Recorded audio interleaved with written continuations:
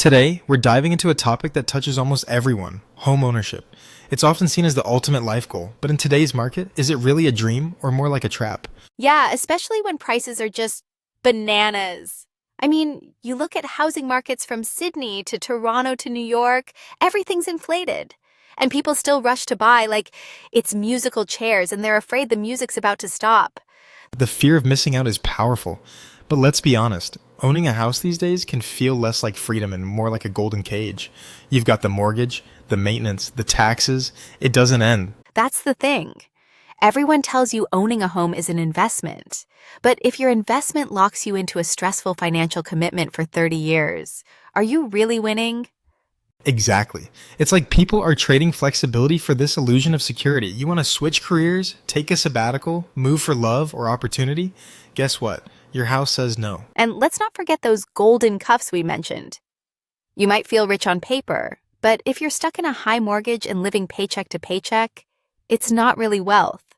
It's just debt dressed nicely. One reason people give in and still buy: bad lending comparisons in the area. Like, if every property around has inflated sales, it artificially supports high asking prices. Totally. It's a self-reinforcing bubble.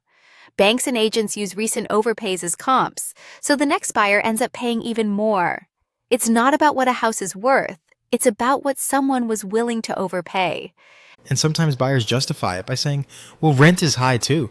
But that logic doesn't always hold. Renting might be expensive, but you're not on the hook for repairs, property taxes, or losing value in a downturn.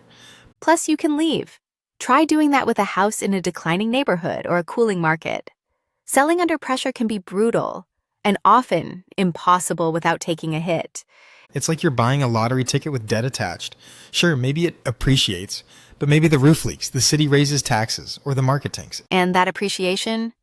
It doesn't mean much unless you're ready to sell and not rebuy. Otherwise, you're just moving from one overpriced home to another. Meanwhile, you're pouring cash into renovations just to keep up with the neighborhood. It's like trying to run on a treadmill that keeps speeding up.